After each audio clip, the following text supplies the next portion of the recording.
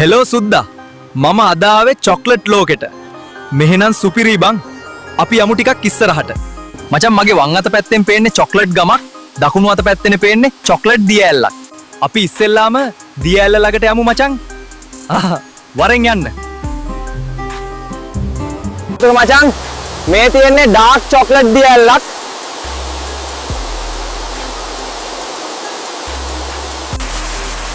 මේක නම් නියමයි මචං. මචං මට දිය ඇල්ල ළඟ තිබිලා බෝට්ටුවක් සෙට් වුණා. අපි මේකෙම යමු ඉස්සරහට. මචං මේ තියෙන්නේ චොක්ලට් වලින් හැදිච්ච පාලමක්. අපි යමු පාලම උඩට. මචං මේ තියෙන්නේ මෙහෙ තියෙන ඩාර්ක් චොක්ලට් කෑල්ලක්. මේක නම් টොප් බඩු.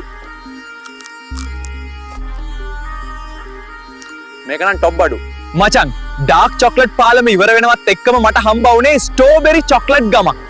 මෙහෙනම් හැම තැනම රෝස පාටයි. මේකත් නියමයි බං.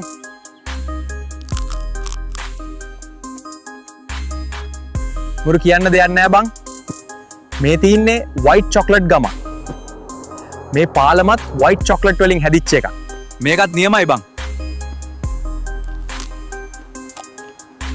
මචං මේ තියෙන්නේ පීනට් චොක්ලට් ගමක්.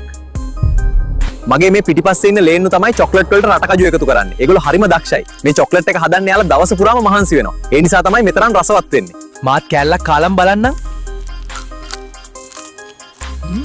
මේක නම් නියමයි.